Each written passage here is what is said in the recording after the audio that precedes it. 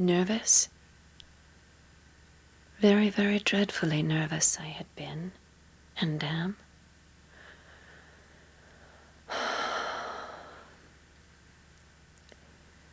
The disease had sharpened my senses, not dulled them. Above all was the sense of hearing. I heard all things in heaven and earth.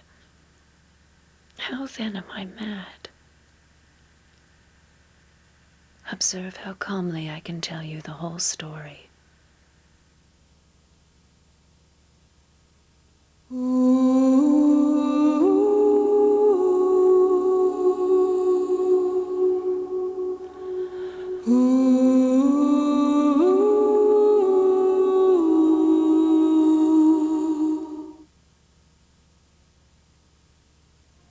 It is impossible to say how first the idea entered my brain, but once conceived, it haunted me day and night. Object there was none. Coffee? Passion there was none. I loved the old man. Did you sleep well? He had never wronged me before that night. He had never given me insult.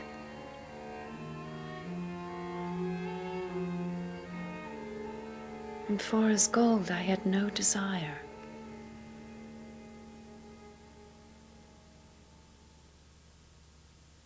I think it was his eye. Yes, it was this. He had the eye of a vulture, a pale black eye with a film over it. Whenever it fell upon me, my blood ran cold. And so, by degrees, very gradually, I decided to take the life of the old man and thus rid myself of the eye forever.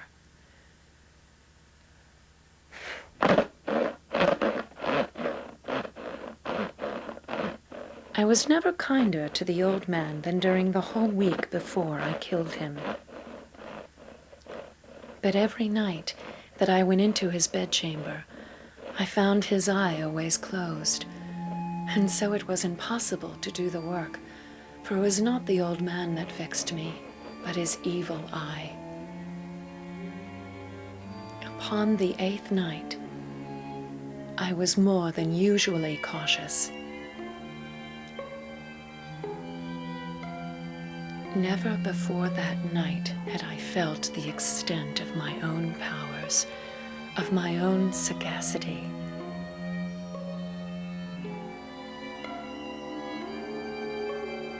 I could scarcely contain my feelings of triumph.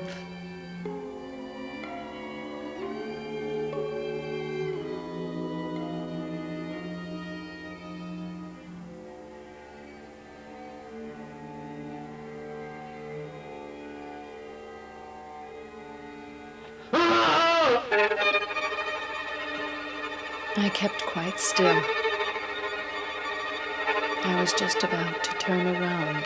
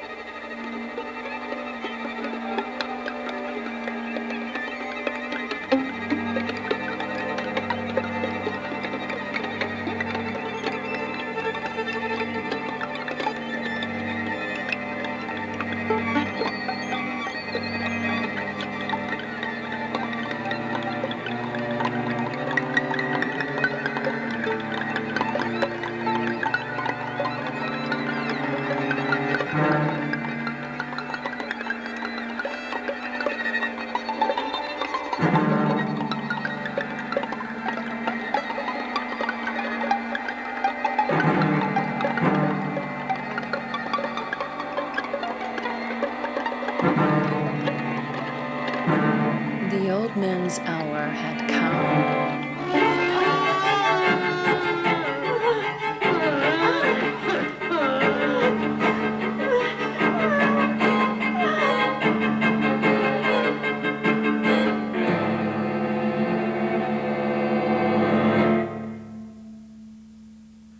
length it ceased. The man was dead. His eye...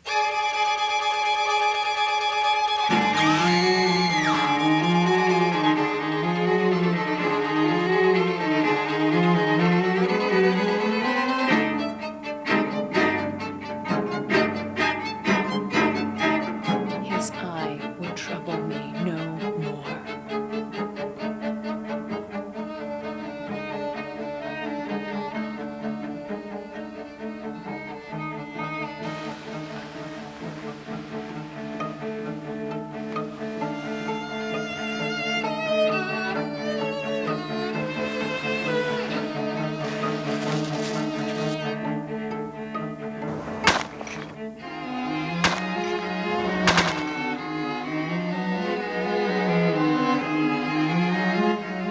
I took up the planks. No human eye, not even his, could have noticed anything wrong. There was nothing to wash out. There was no stain of any kind, no blood spot whatever. A tub had caught all.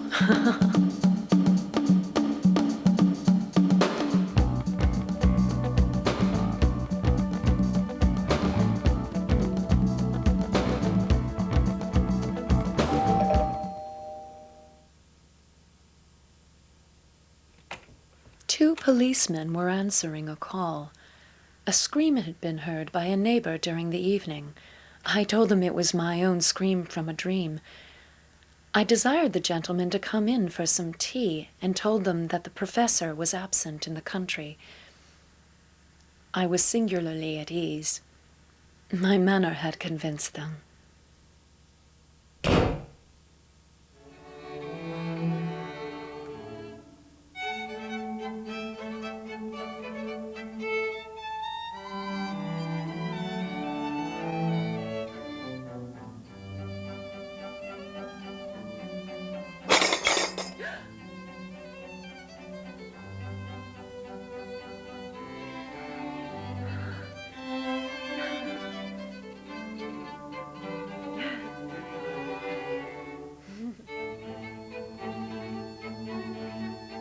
I served them tea.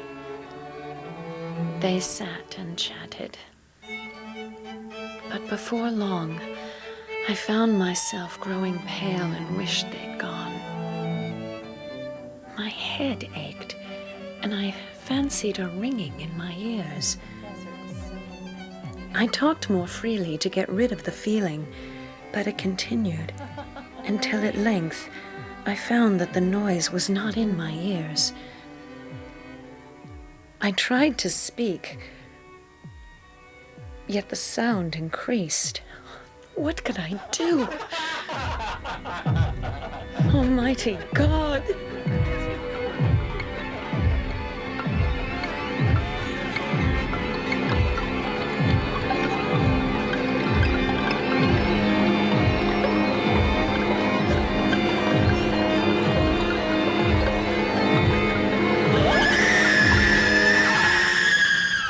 Told them to take up the planks on the deck.